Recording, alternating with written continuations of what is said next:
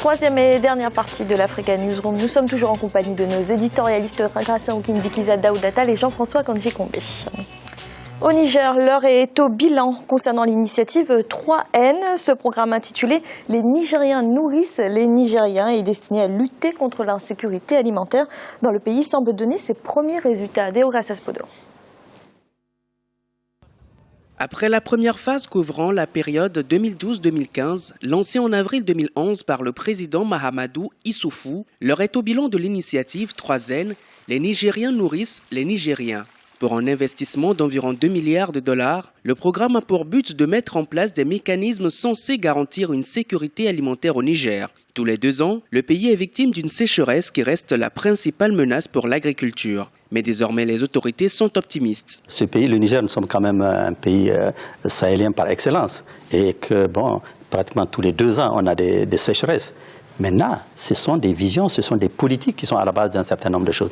Là, si on sait que tous les 2 ans, on aura la sécheresse, qu'est-ce qu'il faut faire? Qu'est-ce qu'il faut faire pour que les marchés au Niger soient approvisionnés de manière régulière? C'est là la pertinence, justement, de la vision du président de la République. C'est de mettre en place cette initiative 3N pour s'assurer de l'harmonisation, de la coordination de toutes les actions qui sont menées dans le cadre de la sécurité alimentaire. Après avoir connu entre 2009 et 2010 une crise alimentaire qui a touché près de 7 millions de personnes, les autorités nigériennes jouent désormais la carte de la prévention. Elles envisagent entre autres l'adoption d'une technologie moderne pour mieux gérer les ressources en eau, la fourniture de graines de meilleure qualité aux agriculteurs, ainsi que des équipements pour l'amélioration du financement agricole et de la gestion du marché. Avec une croissance démographique de près de 4% par an, l'une des plus fortes au monde, le Niger compte en 2015 plus de 17 millions d'habitants qui sont aujourd'hui appelés à participer à cette initiative. Ce que nous attendons de la population, c'est la mise en œuvre justement de tous ces projets. Et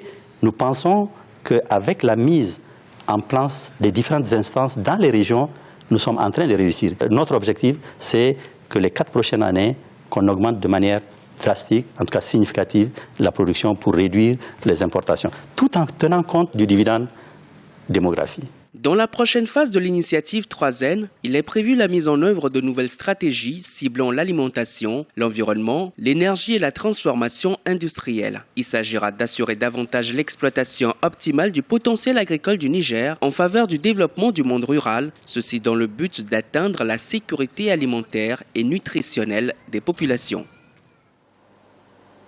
Gracien, que pensez-vous de cette initiative 3N qui, on le rappelle, est axée sur l'amélioration des équipements des agriculteurs, du financement agricole et une nouvelle politique d'irrigation? C'est une très bonne politique. Franchement, c'est un programme que d'autres pays devraient adopter parce que c'est un programme, je dirais, inclusif. Non seulement il s'agit de nourrir les Nigériens, mais en même temps, il s'agit aussi de créer les emplois, disons, de dompter aussi les ressources d'eau, d'essayer de maîtriser l'utilisation des ressources d'eau avec les barrages qui se construisent et en même temps l'irrigation. Surtout, on se retrouve dans un pays du Sahel. Et contrairement à certains pays, ils ne vont pas favoriser les produits d'exportation comme ils pourraient par exemple cultiver le coton ou le café ou autre chose pour exporter.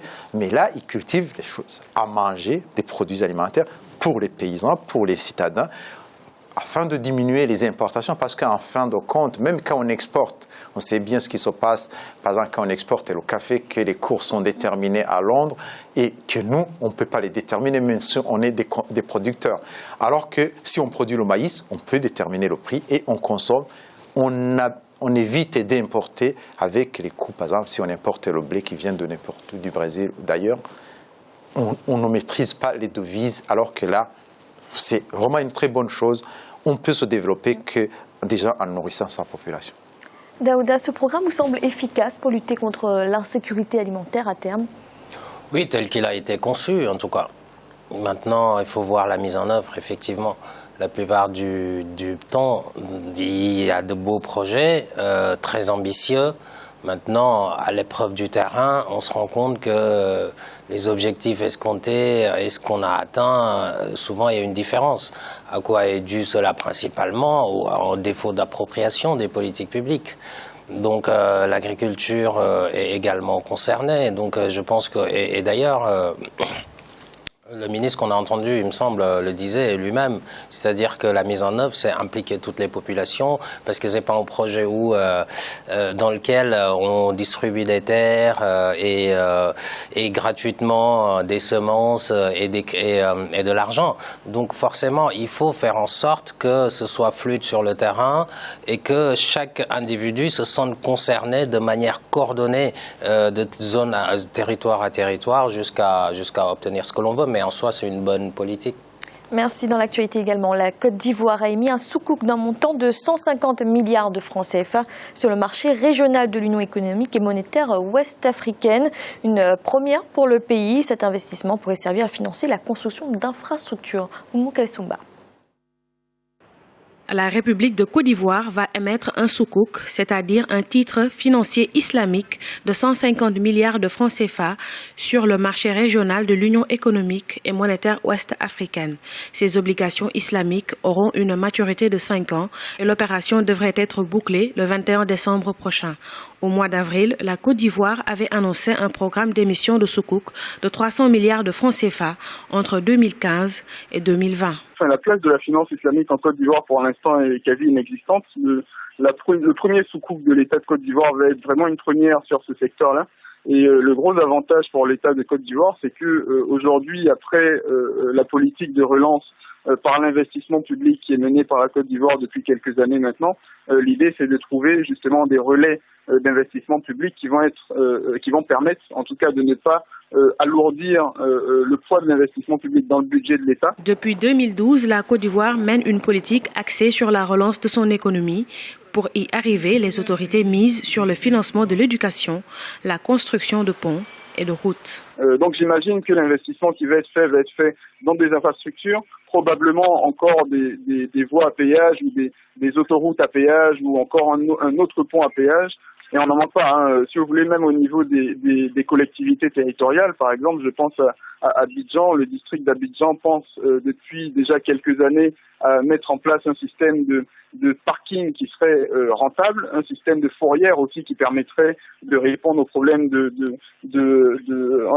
d'anarchie dans les parkings de la ville. La finance islamique n'est pas très développée en Afrique. Selon une étude publiée au mois d'août 2015 par l'agence de notation Standard & Poor's, les États africains ont émis à ce jour qu'1 milliard de dollars de sukuk souverains contre une moyenne mondiale de 100 milliards de dollars par an au cours des 5 dernières années. Jean-François, après le Sénégal, l'Afrique du Sud, c'est au tour de la Côte d'Ivoire d'émettre un sukuk. Est-ce que les pays africains ont raison de se tourner vers ces obligations islamiques ?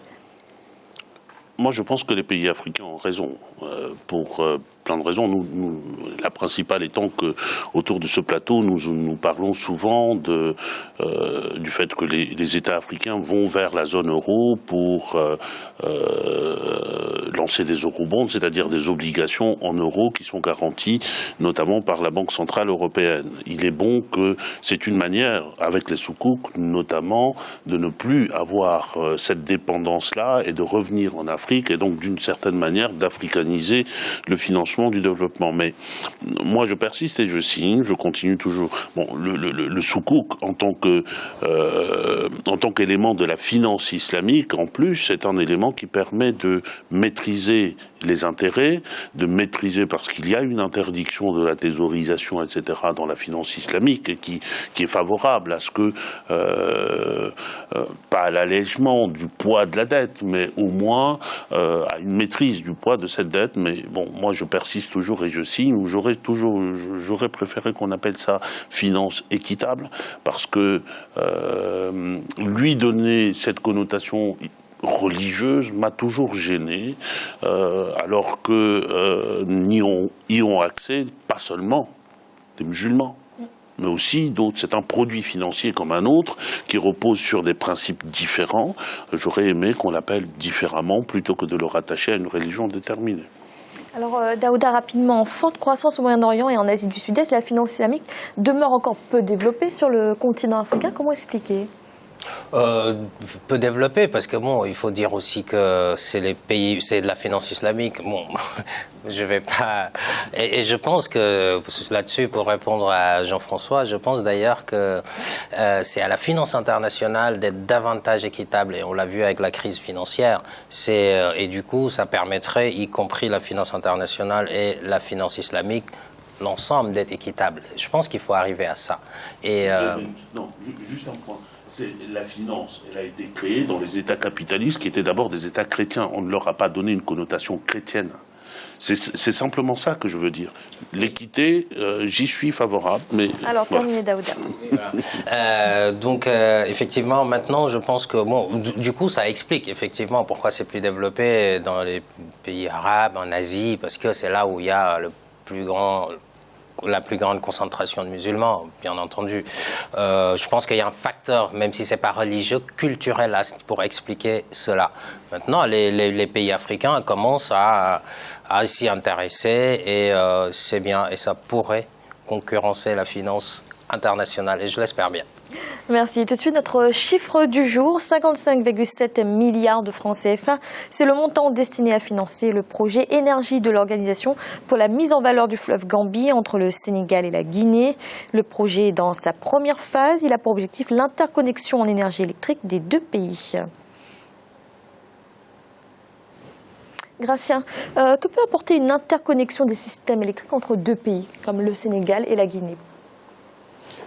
D'abord, il y a un pays qui a besoin beaucoup d'électricité, il y a le Sénégal, souvent qui a des problèmes de délestage.